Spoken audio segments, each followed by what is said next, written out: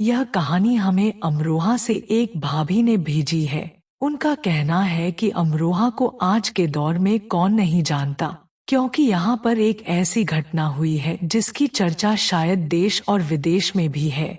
हाँ जी, इसी गांव की सबनम है जिसने अपने आशिक के साथ मिलकर एक साथ अपने पूरे परिवार को मौत के घाट उतार दिया था।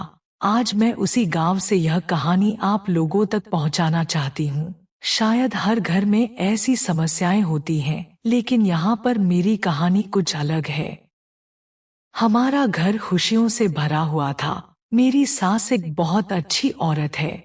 हम 3 देवरानी जेठानी हैं और मेरी ननद जो है वह इकलौती है और हमारे घर में सिर्फ मेरी नंद का ही राज है। चलिए यह कहानी हम उन्हीं के जुबानी सुनते हैं। मेरे पैदा होने की खुशी मेरे माँ बाप ने बड़ी धूमधाम से मनाई, क्योंकि मैं अपने 4 भाइयों के बाद पैदा हुई थी। मेरे माँ बाप की बहुत इच्छा थी कि उनके यहाँ बेटी पैदा हो, मगर हर बार उनके यहाँ बेटा पैदा हो जाता। उनका बेटी पैदा होने का सपना पूरा ही नहीं हो पा रहा था।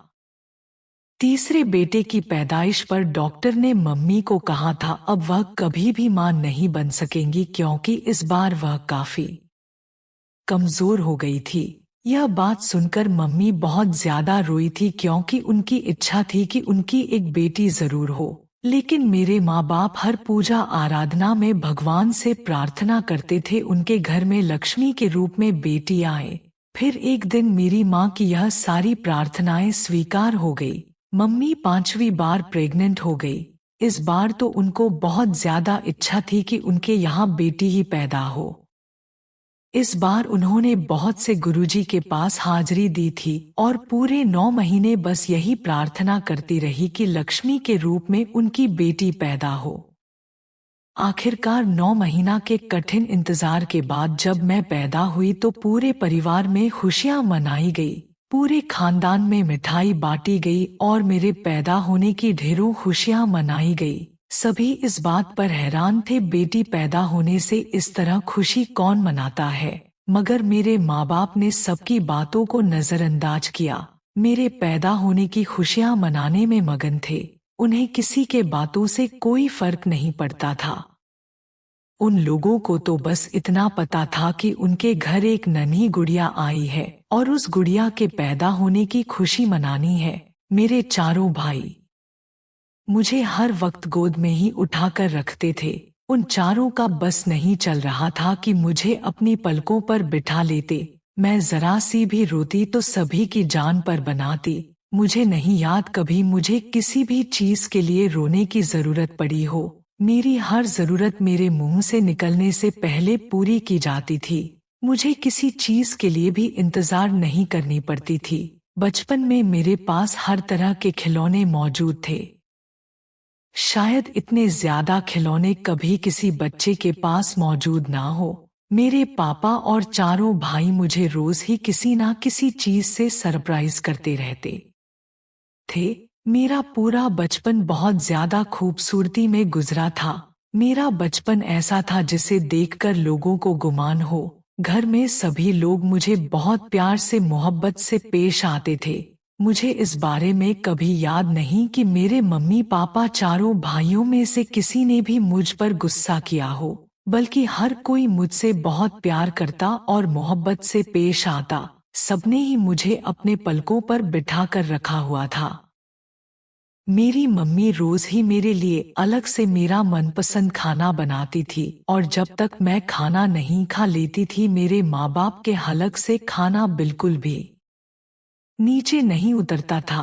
दोनों ही इसी इंतजार में बैठे रहते थे। जब मैं खाना खा लेती तो उसके बाद ही वे लोग खाना खाएंगे और मैं भी कुछ भी खाने में हजारों नखरे करती थी, क्योंकि मैं जानती थी कि मेरे नखरे उठाने वाले मौजूद हैं। बल्कि यह लोग मेरे नखरे बहुत ही खुशी और शौक से उठाएंगे। मैंने कभी भी अपने सिवा और किसी का भी नहीं सोचा था। मैं जैसे जैसे बड़ी होती जा रही थी मेरे नखरे और ज्यादा बढ़ते जा रहे थे। मुझे अपनी जगह और बातें मनवाने की आदत पड़ चुकी थी। अब मम्मी भी पापा को रोकने लगी थी कि मैं बड़ी हो रही हूँ।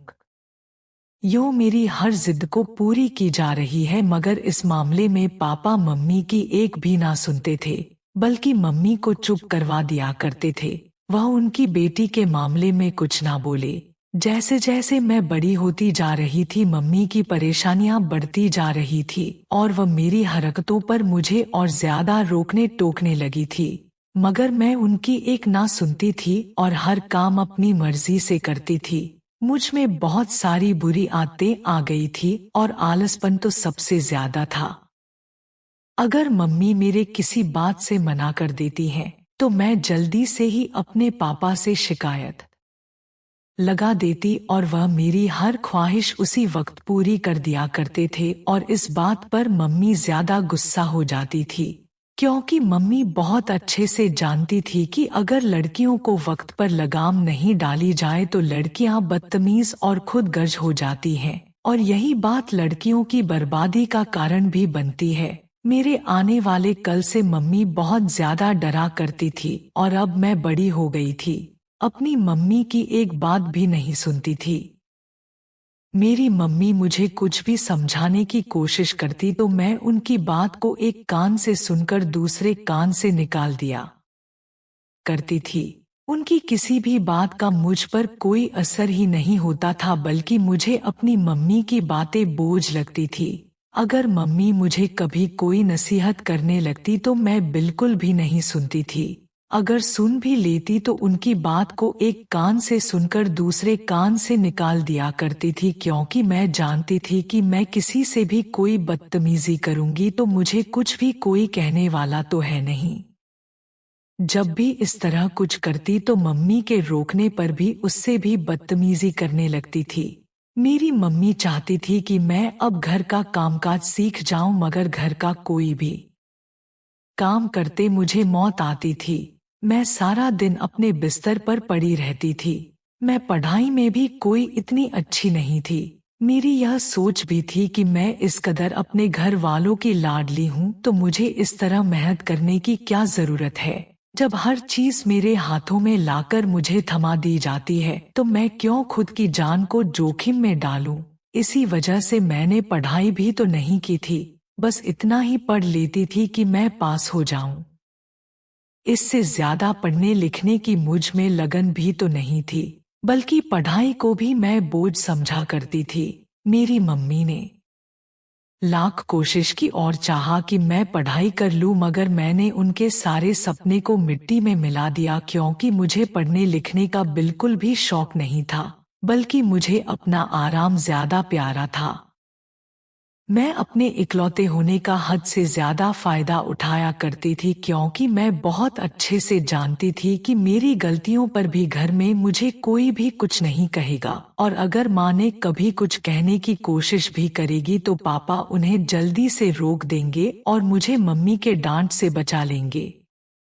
मम्मी पापा को लाख समझाती कि लड़की जात है, कल को इसने पराए घर भी तो जाना है, वहाँ भी मुझे बहुत परेशानी होगी, मगर पापा पर मम्मी की बातों का कोई असर नहीं होता था।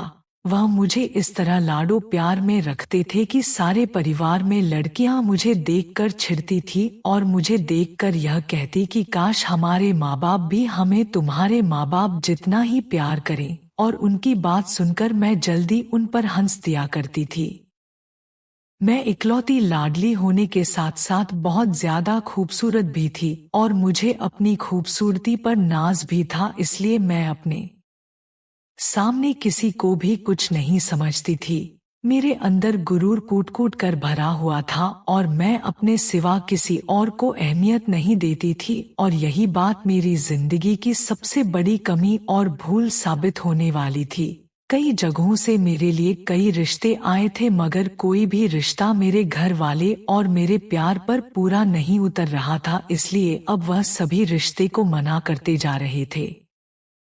मेरे पापा चाहते थे किसी अमीर घराने में मेरी शादी हो, ताकि मुझे शादी के बाद किसी भी तरह की कोई परेशानी का सामना ना करना पड़े, क्योंकि अब वह भी जानते थे कि उन्होंने मुझे किस तरह नाजों में पाला था। मैं जरा सी भी वक्त की धूप बर्दाश्त नहीं कर सकती हूँ, इसलिए वह मेरी शादी करने के मामले में बहुत ज्यादा छानबीन से काम ले रहे थे।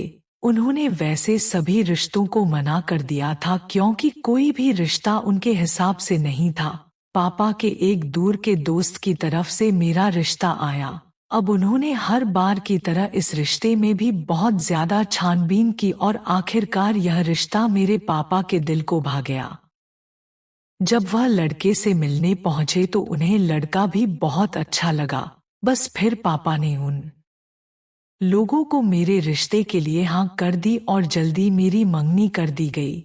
मैं भी अपने माँ बाप की रजामंदी ली थी क्योंकि मेरी अपनी कोई पसंद नहीं थी, क्योंकि आज तक मेरे नज़र में मेरे हिसाब से कोई भी पूरा नहीं उतर रहा था। इसी वजह से मैंने अपनी रजामंदी पापा के फैसले पर दे दी थी और अब इस बात पर बहुत ज्यादा खुश थे कि उनकी बेटी उनकी पसंद में ही खुश है। घर में मेरी शादी की तैयारी होने लगी।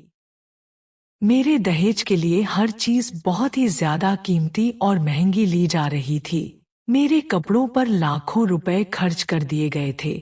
मेरे दहेज में बहुत सी ऑटोमेटिक चीजें शामिल थी, बल्कि जिंदगी गुजारने के लिए हर सुख सुविधा दी गई थी। मेरा दहेज करोड़ों में पहुंच गया था और किसी भी चीज की कोई कमी नहीं की गई थी। मैं भी अपनी शादी में खुश थी और बहुत दिल लगाकर सारी तैयारी कर रही थी। मेरी मम्मी ने मुझे लाख समझाने की कोशिश की मैं शादी से पहले घर के कुछ काम सीख लूं, मगर हर बार की तरह मैंने उनकी इस बात को भी एक कान से सुनकर दूसरे कान से निकाल दिया, क्योंकि मुझे घर के कामों में कोई भी दिलचस्पी नहीं थी और ना ही मैं सीखना चाहती थी। आखिरकार मेरी शादी का दिन भी आ गया और मैं दुल्हन बनकर तैयार हो गई। दुल्हन बनकर बहुत ज्यादा खूबसूरत लग रही थी, जो देखता वही तारीफ करना नहीं भूलता। इसी तरह मेरी विदाई कर दी गई और मैं विदा होकर अपने ससुराल आ गई। शादी का शुरू का दिन और शुरू का महीना बहुत ही ज्यादा सुकून और खुशियों भरा था। मुझे ऐसे लग रहा था जैसे मैं एक जन्नत से निकलकर दूसरे जन्नत में आ गई हूँ। मेरे पति भी मेरे पापा की तरह ही थे, मेरे नखरे उठा रहे थे। शादी का एक महीना कैसे पलक झपकते बीत गया कुछ पता ही नहीं चल सका। मेरी 3 नंदे थी और मेरा पति इस घर का इकलौता चिराग था। मेरी तीनों नंदे शादीशुदा थी और अपने अपने घरों में खुश थी। शादी के 1 महीने के बाद मेरी सास ने घर के कामों की जिम्मेदारी मेरे कंधों पर डाल दी, तो उनकी यह बात सुनकर मैं बुरी तरह घबरा गई, क्योंकि आज से पहले मैंने घर के काम कभी भी नहीं किए थे और ना ही मुझे घर का कोई काम करने का कोई भी एक्सपीरियंस था। घर में हम सिर्फ 3 लोग ही थे और 3 लोगों का काम भी मुझे बहुत भारी महसूस होता था। मेरी सास के जोड़ों में हर वक्त दर्द रहता था और वह ज्यादा देर खड़े नहीं हो सकती थी और ना ही घर का कोई काम कर सकती थी। जभी तो उन्होंने घर की सारी जिम्मेदारी मुझे दे दी थी। मुझे खाना बनाना बिल्कुल भी पसंद नहीं था और ना ही मैं खाना बनाना चाहती थी, इसलिए मैंने उन्हें साफ मना कर दिया, मैं किचन में काम नहीं करूंगी। उस पर मेरे पति ने पहली बार मुझे डांट कर घर के काम मेरी जिम्मेदारी पर लगा दी। उनकी मम्मी की हड्डियों में अब इतनी ताकत नहीं थी कि वह खड़े होकर घर के काम कर सके। इस बात पर मेरे और मेरे पति के बीच लड़ाई हो गई और मैं अपने पति से शादी के 1 महीने के बाद ही नाराज होकर अपने घर आ गई और घर आकर अपने पापा और भाइयों को अपने ऊपर होने वाली सारी दास्तान सुनाई थी। यह सब सुनकर मेरे पापा को गुस्सा आ गया कि कोई कैसे उनकी बेटी से जबरदस्ती काम करवा सकता है, मगर मेरी माँ ने पापा से यही कहा कि अब मेरी ही जिम्मेदारी है घर संभालना। मगर पापा ने उनकी एक बात ना सुनी और मुझे 1 महीने तक अपने घर नहीं जाने दिया और ना ही मैं वहां जाना चाहती थी, क्योंकि मुझे यहाँ अपने बाप के घर में बहुत ज्यादा आराम था और इस आराम को छोड़कर मैं कहीं भी नहीं जाना चाहती थी। आखिरकार 1 महीने बाद मेरे पति मेरे सामने झुके और मुझे मनाकर घर लाए। अब इस बात पर मैं और ज्यादा शेरनी बन गई। अब मैं घर के किसी काम को भी हाथ नहीं लगाती थी, बल्कि अपनी सास पर हर वक्त हुक्म चलाती रहती। मेरी नंद अगर कभी अपनी मम्मी से मिलने अपने मायके आ जाती तो मुझे उनका आना भी ज्यादा बुरा लगता था, क्योंकि मैं नहीं चाहती थी कि मेरे घर में कोई भी आए। मैंने अब साफ साफ नंदों को घर आने से मना कर दिया। इस बात पर मेरे पति ने मुझे बुरी तरह झाड़ दिया कि मैंने क्यों उनकी बहनों को घर में आने से मना किया। इस बात पर मेरी और मेरे पति की बहुत ज्यादा लड़ाई हो गई और मैंने अपने पति को बताए बगैर अपने माँ के घर आ गई, और इस बार भी मेरा वापस जाने का बिल्कुल भी इरादा नहीं था। मेरे पति ने मुझे इस बार भी बहुत मनाने की कोशिश की, मगर मैं उनके सामने यही शर्त रख दी कि उनकी बहनें इस घर में बिल्कुल भी नहीं आएंगी। बल्कि मेरे पति इस बात पर बिल्कुल भी राजी नहीं थे। उनका कहना था उनका बाप नहीं है, अब मैं ही उनका भाई उनके बाप की जगह हूँ। मगर मुझे उनकी बात बिल्कुल भी समझ नहीं आ रही थी और ना ही मैं समझना चाहती थी।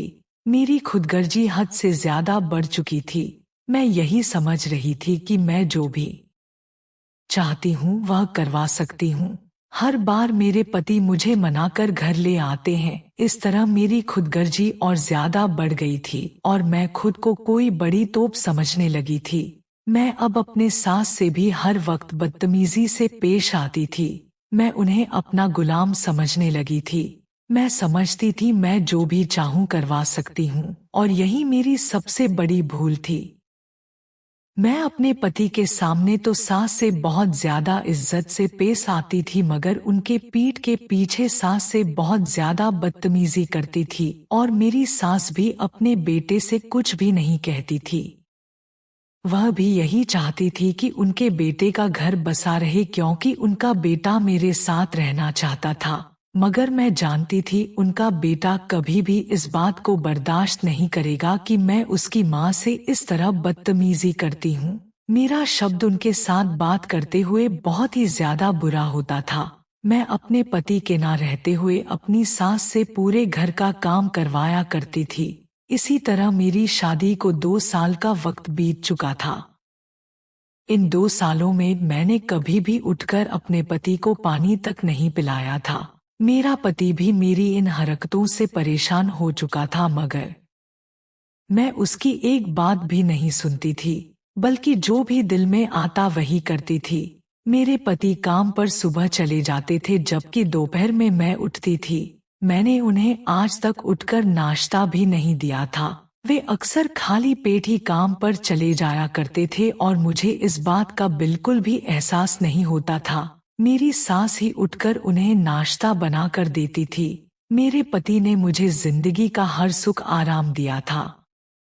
जितने ज्यादा ऐशो आराम से मैं अपने मायके में थी, उससे कहीं ज्यादा ऐशो आराम से मैं अपने ससुराल में रहा करती थी। मुझे अपनी जिंदगी में किसी भी चीज की कमी नहीं थी, मगर मैं हद से ज्यादा बुरी साबित हो रही थी। अपने पति से लड़ना झगड़ना मैंने अपना काम बना लिया था, और अब तो अपने पति के सामने ही अपनी जुबान चलाना शुरू कर दी थी। मेरे पति मुझे इस बात पर रोकते तो मैं उनसे भी बदतमीजी करने लग जाती थी। मेरी सास मेरी बदतमीजी बहुत बर्दाश्त कर रही थी, और जितना ज्यादा वह बर्दाश्त कर रही थी मैं उनके सर पर चढ़कर नाच रही थी, और इस बात का मुझे जरा सा भी एहसास नहीं था। बल्कि इस बात को मैं अपना हक समझती थी। उन्हीं दिनों मेरे घर में मेरे दोनों बड़े भाइयों की शादी थी। मैं अपने मायके रहने आ चुकी थी और अपने पति से कह रही थी कि मैं 1 महीने से पहले वापस नहीं आऊंगी। इस बात पर भी मेरे पति ने मुझे कुछ नहीं कहा, और मैं अपना सारा सामान लपेटकर अपने घर आ गई। यहाँ आकर भी मैंने अपने पति और सास का हालचाल नहीं पूछा। मेरे पति ने मुझे फोन करके भी कहा कि उनकी मम्मी की तबीयत बहुत ज्यादा खराब है, अब तो शादी बीत गई है, तुम घर आ जाओ। मगर मैंने घर आने से बिल्कुल मना कर दिया, क्योंकि अभी मेरा अपने मायके से ही दिल नहीं भरा था। बल्कि यूँ कहना चाहिए था कि अभी मैं अपनी भाभीियों के रंग ढंग देखना चाहती थी और अपने भाइयों को उनके खिलाफ भड़काना चाहती थी।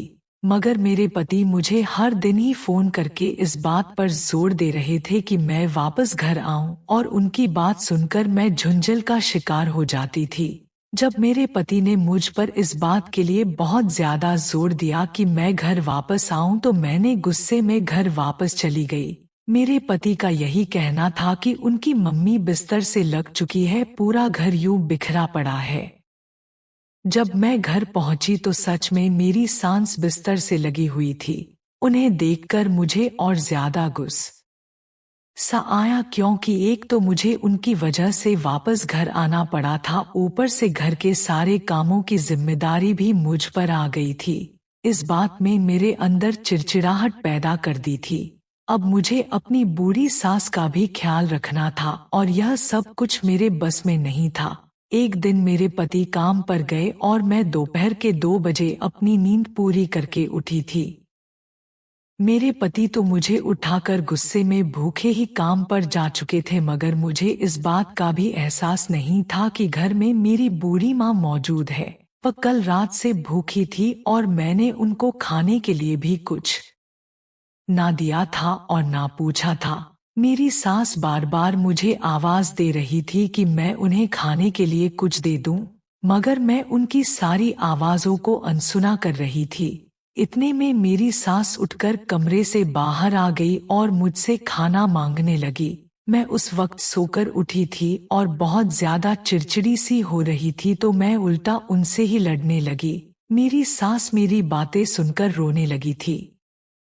इतने में वह खुद ही खाना निकालने किचन में जाने लगी, तो मैं बहुत ज्यादा गुस्से में आ गई थी और उनका हाथ पकड़कर उन्हें धक्का दे दिया। इत्तेफाक से उस वक्त मेरे पति घर में दाखिल हो गए और उन्होंने मुझे अपनी माँ को धक्का देते हुए देख लिया था। वह बिल्कुल ही गुस्से में आ गए और मुझे बुरा भला कहने लगे। जब उन्होंने मुझे बुरा भला कहा तो मैं भी उनसे लड़ने लगी और घर की चीजें उठा उठाकर फेंकने लगी। मैं गुस्से में बिल्कुल अंधी हो चुकी थी। लड़ते लड़ते हमारी लड़ाई बहुत ज्यादा बढ़ चुकी थी और मैं अपने पति से डिवोर्स मांगने लगी। वह पहले ही मुझे बहुत ज्यादा बर्दाश्त कर रहे थे और मुझे कह रहे थे कि मैं उनके सामने से चली जाऊं, मगर मैं उनके सामने शेरनी बनकर खड़ी थी। उनसे बार बार कह रही थी कि तुमने मेरी जिंदगी बर्बाद कर दी और मुझे अभी के अभी डिवोर्स चाहिए, और इसी गुस्से में उनका कॉलर पकड़ लिया। इस बात पर बहुत ज्यादा गुस्से में आ गए और मुझे बालों से पकड़कर घर से बाहर निकाल दिया और कहा, ठीक है, तुझे डिवोर्स चाहिए तो फिर कोर्ट में मिलते हैं। और मैं अपने पति का यह गुस्सा देखकर बहुत ज्यादा डर गई थी। आज से पहले उसने मेरे साथ ऐसा कुछ भी नहीं किया था और उसने मुझे घर से कुछ भी लेने ना दिया और मेरे मुंह पर ही दरवाजा बंद करके अंदर चला गया। वह तो मुझे बहुत प्यार करता था, मगर इस सब में गलती भी मेरी ही थी।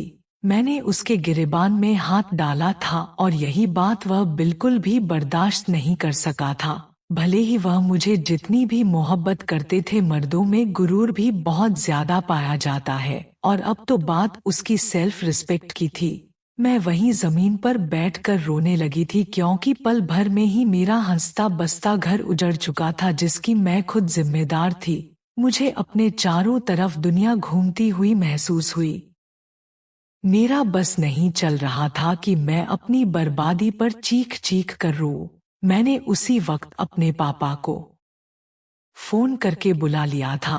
मेरे सारे घर वाले 1 घंटे का सफर 15 मिनट में तय करके मेरे घर मौजूद थे, क्योंकि मैं उन्हें फोन करके बस रोए जा रही थी। मैंने उन्हें कुछ भी नहीं बताया था और वह लोग इस बात को लेकर हद से ज्यादा परेशान हो गए थे और मेरे फोन करने पर कुछ देर में मेरे घर में मौजूद थे। मैं अपने पापा को देखकर उनके गले लगकर फूट फूट कर रोए जा रही थी। मेरे पति भी अपनी जगह परेशान खड़े थे। उन्होंने कभी सपने में भी नहीं सोचा था बात यहाँ तक पहुँच जाएगी, मगर आज यह अनहोनी हो गई थी। आज मेरे पति मुझे डिवोर्स देने पर मजबूर हो गए थे और यह मेरा ही फैसला था। मेरे माँ बाप भी मेरी ऐसी बातों को सुनकर बहुत परेशान थे। मैं उनकी इकलौती बेटी थी और कोई भी माँ बाप अपनी बेटी का घर यूं लुटता हुआ कैसे देख सकते थे। मेरे माँ बाप भी इस सदमे से नहीं निकल पा रहे थे। मेरे चारों भाई गुस्से में आ गए थे। दोनों छोटे भाई तो मेरे पति का गिरेबान पकड़कर मारने की कोशिश कर रहे थे, मगर मेरे बड़े भाई का दिमाग ठंडा था और वह इन सब लड़ाई झगड़े से दूर भागते थे। उन्होंने ही दोनों भाइयों को कोई हंगामा करने से रोका और चुपचाप मुझे लेकर अपने साथ वापस घर आ गए। मैं बस रोए जा रही थी, इसके सिवा मुझे और कुछ भी नहीं सूझ रहा था। मेरे सामने बस यह था कि मेरा हंसता खेलता घर एक पल में ही उजड़ गया था। बस मेरी जुबान और बदतमीजी की वजह से आज मुझे अपनी मम्मी की दी गई सारी नसीहत याद आ रही थी, जो वह मेरे भले के लिए कहती थी और मैं उनका कहना जरा भी नहीं मानती थी। आज मुझे हर तरह अपनी गलतियों पर पछतावा हो रहा था, मगर अब पछताने से भी कुछ हासिल नहीं था।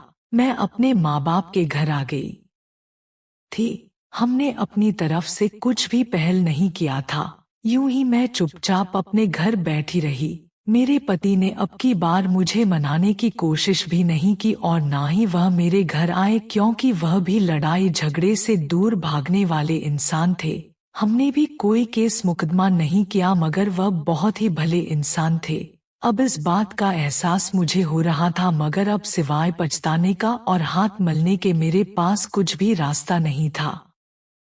मैं अपने घर आकर और ज्यादा चिड़चिड़ी हो गई थी, क्योंकि मुझे हर वक्त अपनी किस्मत पर अफसोस होता रहता था और मैं बस बैठी ही अपनी किस्मत को कोसती रहती थी। मैं अपने दोनों भाभियों के साथ बहुत बुरा सुलूक करने लगी थी और उन दोनों की बात पर बेइज्जती करना मैं अपना गर्व समझती थी। वह दोनों चुपचाप मेरी सारी बदतमीजी बर्दाश्त करती रहती थी, मगर मुझे पलटक एक शब्द भी नहीं कहती थी।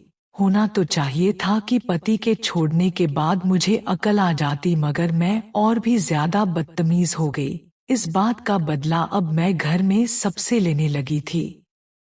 मेरा बस नहीं चल रहा था कि मैं पूरे घर में आग लगा दूं। जिस आग में मैं जल रही थी उसी में सबको जलाकर भस्म करना चाहती थी, मगर यह बात मेरे बस में नहीं थी, इसलिए मैंने इस तरह से सबका जीना हराम कर दिया था। मुझे भाभियों को अपने भाई के साथ देखकर बहुत जलन महसूस होती थी। मैं उन लोगों को एक साथ बिल्कुल भी नहीं देख सकती थी। उन लोगों को खुश देखकर मेरा दिल हर वक्त जलता रहता था। जैसा आग मेरी जिंदगी में लग चुकी थी, वही आग मैं सबकी जिंदगी में लगाना चाहती थी। मेरे भाई भी यह सब कुछ देख रहे थे, मगर इस मामले में बिल्कुल चुप थे और मुझे एक शब्द भी नहीं कहते थे।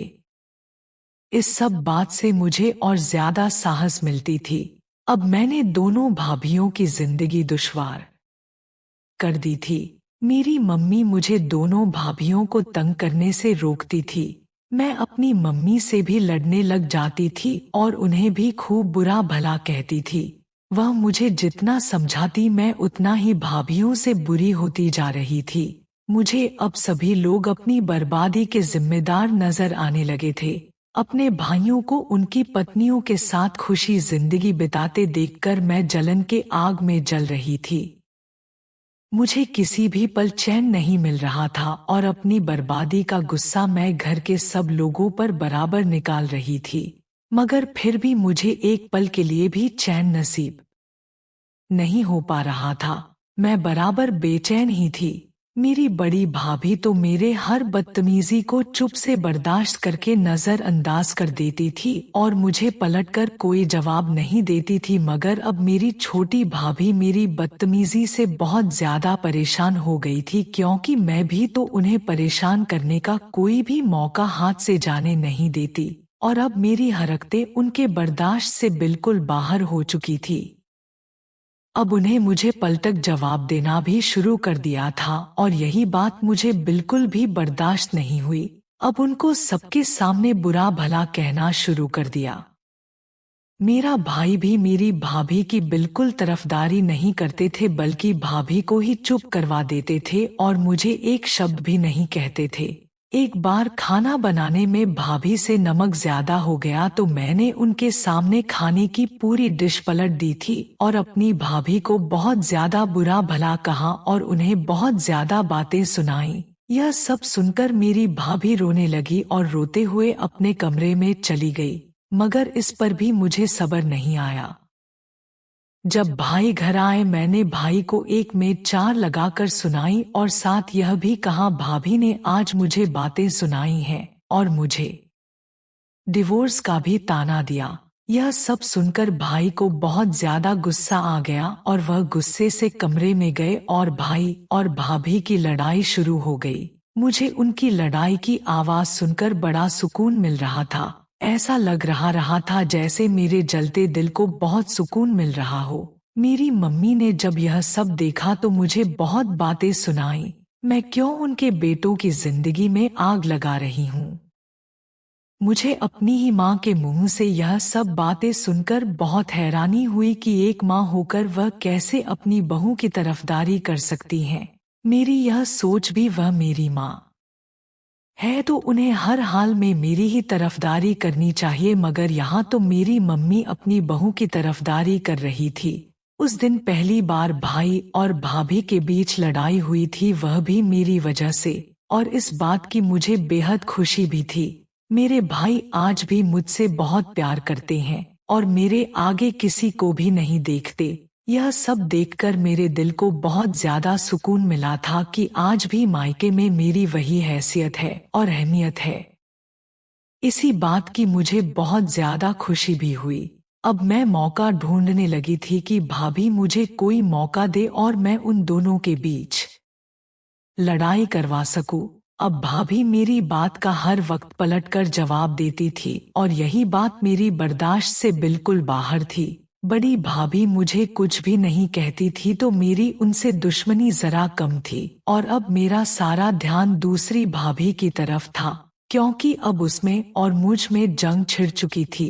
एक दिन भाभी का कजन हमारे घर शादी का कार्ड देने आया था। मुझे मौका मिल गया था मैं इस बात को लेकर भाई और भाभी के बीच में लड़ाई करवा सकूं। शाम में जब भाई आए तो मैं कमरे से बाहर बैठी थी, उनका इंतजार कर रही थी, जबकि भाभी उस वक्त कमरे में थी और उनको कानों कान भी खबर नहीं हुई थी कि मैं किस बात को लेकर भाई को उनके खिलाफ भड़काने वाली हूँ। जब भाई आए तो मैंने उनसे कहा कि मुझे उनसे कुछ जरूरी बात करनी है, वह मेरे कमरे में आ जाएं। भाई कुछ ना समझते हुए मेरे कमरे में आ गए तो मैंने उनसे कहा आज भाभी का दोस्त छुपकर हमारे घर आया था और सीधा भाभी के कमरे में चला गया और इस बारे में किसी को भी नहीं पता। जबकि हकीकत यह थी भाभी का दोस्त हमारे घर में अपनी बहन की शादी का कार्ड लेकर आया था और ड्राइंग रूम में मम्मी के पास बैठा था, जबकि भाभी कुछ पल उसके सामने बैठी थी। वह बंदा कुछ भी खाए पिए बगैर मेरे मम्मी के पैर छुए और चला गया। भाभी से उसका सामना बड़ी मुश्किल से कुछ ही देर हुआ होगा, जबकि वह भाभी के कमरे में भी नहीं गया था, मगर मैं भाई को अपनी तरफ से झूठी सच्ची बातें लगा दी। मेरी यह बात सुनकर पल भर में ही भाई के चेहरे का रंग बदल चुका था। मैं समझ गई थी कि मेरी इन बातों ने मेरे भाई के दिमाग पर असर करना शुरू कर दिया है। मैंने और ज्यादा तेल मसाला लगाकर भाई का दिमाग घुमा दिया था। माँ ने जब इस बारे में भाभी से पूछा तो भाभी ने उनके साथ भी बहुत बदतमीजी की है, यहाँ तक कि माँ रोने लगी थी। इस बात ने जैसे आग में घी लगाने का काम किया। वह गुस्से से उठकर अपने कमरे की तरफ बढ़ गए। अभी उन्हें अपने कमरे में गए कुछ ही पल हुए थे कि उनके कमरे से लड़ाई झगड़े की आवाजें आने लगी। मैंने तो उनकी जिंदगी में जहर घोलकर अपने कमरे में खुश होकर बैठी थी। एक बार फिर भाभी की जिंदगी में आग लगाने में मैं कामयाब रही। मैं अपने गुस्से में भाभी को खुद से जुबान चलाने की इस तरह सजा दी थी, मगर शायद कमरे में दोनों की लड़ाई झगड़ा बहुत ज्यादा बढ़ रहा था, यहाँ तक कि पूरे घर में मेरे भाई की चीख की आवाज गूंज रही थी। मेरी भाभी की बातें सुने बगैर उन पर भाई तरह तरह के इल्जाम लगा रहा था। घर के सभी लोग यह बातें सुन रहे थे। भाभी भी अपने आप में ना रही और वह भी भाई से लड़ने झगड़ने लगी। इस बार इस तरह लड़ाई बढ़ चुकी थी कि मेरे भाई ने भी भाभी को गुस्से में आकर बालों से पकड़कर घर से बाहर निकाल दिया और डिवोर्स की धमकी दे दी। जिस तरह मेरे साथ मेरे पति ने किया था उसी तरह मेरे भाई ने भी मेरे भाभी के साथ किया। अचानक ही पूरे घर में सन्नाटा छाया हुआ था। भाई ने आकर छोटे भाई को बीच में ही पकड़ लिया था, वरना आज शायद घर में कयामत आ जाती। जब मम्मी ने भाई पर जोर दिया कि बताओ आखिर बात क्या हुई थी, भाई ने मेरी कही सारी बात बता दी। यह सब सुनकर मेरी मम्मी अपना सर पकड़कर बैठ गई। जल्दी से उन्होंने मेरी तरफ देखा, सभी की नजरें मेरी तरफ थी। मगर अचानक मम्मी ने भाई को थप्पड़ मारा और भाई को सारा सच बता दिया कि मैंने भाई से झूठ बोला। भाभी का दोस्त जरूर आया था मगर वह छुपकर भाभी के कमरे में नहीं गया था बल्कि ड्राइंग रूम में माँ के साथ बैठा हुआ था। मम्मी ने यह भी कह दिया यह सब कुछ मैंने झूठ बोला है। यह सब सुनकर भाई अपना सर पकड़कर बैठ गए। उन्हें सच बताने की कोशिश की थी मगर उन्होंने भाभी की एक ना सुनी थी और भाभी को घर से निकाल बैठे थे। भाभी भी वहीं दरवाजे पर खड़ी थी और मुझे बुरा भला कह रही थी। भाभी ने अपने घर वालों को बुलाया और उनके साथ चली गई। भाई ने उन्हें लाख रोकने की कोशिश की मगर भाभी ने उनकी एक ना सुनी और अपने घर वालों के साथ चली गई। उनके जाने के बाद भी भाई ने उन्हें मनाने की बहुत कोशिश की मगर भाभी ने घर आने की यह शर्त रख दी थी कि पहले मेरी शादी होगी, वह उसके बाद ही इस घर में आएंगी। मुझे एक बार फिर भाभी की इस बात पर बहुत ज्यादा गुस्सा आया था मगर अब तो मेरा भाई ही मुझसे कोई बात नहीं करता था और मम्मी अलग मुझसे नाराज थी। मम्मी ने बड़े भाई से कह दिया था कि वह जल्दी ही मेरे और मेरे पति के बीच फैसला करवाएं, मुझे दोबारा अपने घर का करें। मेरे सभी परिवार वाले मेरे पति के घर गए और उन्हें मनाने की कोशिश की मगर मैं कभी भी वहां पर नहीं जाना चाहती थी जहां पर मेरी बेइज्जती हो चुकी थी। मगर अब की बार मेरी कोई बात सुनने के लिए बिल्कुल भी तैयार नहीं था, बल्कि अब तो मेरे पापा को भी यह सब कुछ ठीक लग रहा था। उन्होंने भी मम्मी को इस मामले में कुछ भी नहीं कहा और ना ही उन्होंने रोका था। मैंने एक बार फिर घर में तूफान उठा दिया मगर इस बार मेरी कोई भी बात सुनने को राजी नहीं था। मैं एकदम से घर में बहुत ही अकेली महसूस कर रही थी। माँ ने मेरा रिश्ता ढूंढने के लिए भाइयों को कह दिया था पर मैं दूसरी शादी नहीं करना चाहती थी। पर अब की बार तो मेरी किसी ने नहीं सुना था और फौरन से रिश्ता ढूंढा गया। मेरा रिश्ता कराने वाली आंटी आ गई और माँ को एक अच्छे रिश्ते के बारे में बताया। मम्मी ने बिना कोई छानबीन किए इस रिश्ते पर हामी भर ली। लड़का अमीर था। मैंने भी खुद को समझा लिया था कि चलो लड़का अमीर है, मेरी जिंदगी बीत जाएगी। मगर मेरे पहले पति की याद मेरे दिल से नहीं जा रही थी। मम्मी को अपनी बहू को भी तो घर लाना था, इसलिए उन्होंने झटपट मेरी शादी करवा दी। मैं बुझे दिल के साथ अपनी दूसरी शादी पर राजी हुई थी मगर सबके सामने नाखुश दिखने का ड्रामा कर रही थी क्योंकि अब उसके सिवा मेरे पास कोई और रास्ता भी नहीं था। मेरी शादी का दिन आ पहुंचा था। मैं दुल्हन बनकर अपने पति के साथ विदा हो गई थी। मेरा पति मुझे अपने घर ले जाने के बजाय मुझे अपने अस्पताल ले गया और वहां मुझे एक वार्ड के बेड पर लिटा दिया। मुझे कुछ समझ नहीं आ रहा था। मैं उससे कुछ पूछ रही थी तो वह मुझे जवाब ही नहीं दे रहा था। उसने सबसे पहले मेरे साथ सुहागरात मनाई। मुझे अभी भी कुछ समझ नहीं आ रहा था मगर मेरे सर पर आसमान जब टूटा जब कुछ देर के बाद डॉक्टरों की टीम कमरे में आई। मैंने अपने पति से पूछा यह सब क्या है, तो उसने मुझे कहा कि वह इंसानों के गुर्दे निकालकर बेचने का काम करता है। यह सुनकर मेरे पैरों तले से जमीन निकल गई। मेरे पति के एक इंजेक्शन लगाने पर मुझे बेहोशी आ गई। जब मुझे होश आया तो मैं बहुत तकलीफ में थी। मेरे ही पति ने मेरा गुर्दा निकाल लिया था। अच्छा हुआ कि मेरे पास फोन था। मैंने अपने भाई को फोन किया, उसे अपने ऊपर बीती हुई सारी कहानी सुनाई। यह सुनकर सब दौड़े आए और मुझे अपने साथ ले आए और मेरे पति पर केस कर दिया। मेरा पति पुलिस के हिरासत में था, उस पर बहुत सख्त केस बन चुका था। मेरे भाइयों ने एक बार फिर भाई का फर्ज निभाया था और उससे मेरी डिवोर्स करवाई, मगर उस किस्से के बाद मैं बिल्कुल ही बदल गई थी। मैंने अपने पहले पति को खबर भिजवाई, मैं उसके साथ रहना चाहती हूँ। उसने भी खुले दिल से मुझे स्वीकार कर लिया, मुझे दोबारा घर ले आया। मेरे पति को नहीं मालूम था कि मेरी दूसरी शादी हुई है, क्योंकि हमने उसे यह बात छुपा ली थी और वह मुझसे पहले ही बहुत ज्यादा प्यार करता था। मेरी माँ ने मेरे पति को यह बताया था कि मेरी बेटी की तबीयत ठीक नहीं थी, उसका एक गुर्दा खराब हो गया था, तो हमें उसका एक गुर्दा निकलवाना पड़ा और यह तुम्हारे बिना रह भी नहीं सकती। अब आपको जो अच्छा लगे वह करो। मेरा पति मेरी बीमारी का सुनते ही तड़प उठा और मुझे लेने चला आया। मैंने अपने किए की अपनी भाभी से माफी मांगी, मगर उन्होंने मुझे माफ तो नहीं किया, मगर मुझे कुछ कहा भी नहीं और घर वापस आ गई। इस बात पर मैं अपने घर वालों का बहुत बहुत शुक्रगुजार थी। मेरी वजह से मेरे भाई और भाभी में झगड़ा हुआ था। मेरा भाई अपनी पत्नी को मनाकर घर ले आया था। मैं भी अपने पति के पास आ गई और सास की बहुत ज्यादा सेवा करती हूँ और उन्हें हिल के पानी भी नहीं पीने देती हूँ।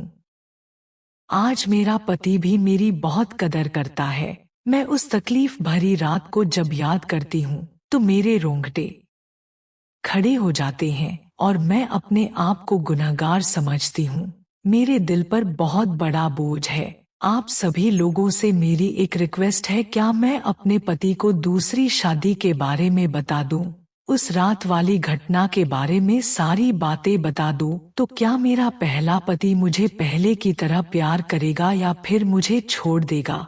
मैं इस झूठ के घुटन से बाहर निकलना चाहती हूँ और आप लोगों से यह सलाह लेना चाहती हूँ कि मुझे क्या करना चाहिए। वैसे तो मेरा पति सर आंखों पर मुझे रखता है, क्योंकि उसे सच्चाई नहीं मालूम। मेरी माँ कहती है, कभी तुम उसे सच्चाई ना बताना नहीं तो वह तुम्हें छोड़ देगा और मैं अपने पति के बिना नहीं रह सकती। तो मुझे क्या करना चाहिए? आप लोगों की सलाह की जरूरत है, क्योंकि मुझे अब सच्चाई के साथ अपना पूरा जीवन बिताना है। अगर आपको आज की कहानी पसंद आई है तो वीडियो को जरूर लाइक कीजिएगा और अपने दोस्तों के साथ शेयर भी कीजिएगा। और हाँ, अगर आपने अभी तक हमारे चैनल को सब्सक्राइब नहीं किया है तो जरूर सब्सक्राइब कर लीजिए। मिलते हैं हम अपनी कल की एक और नई दिलचस्प कहानी के साथ। मुझ पर सदा अपना प्यार और स्नेह बनाए रखें। सभी को मेरा प्यार भरा नमस्कार दोस्तों।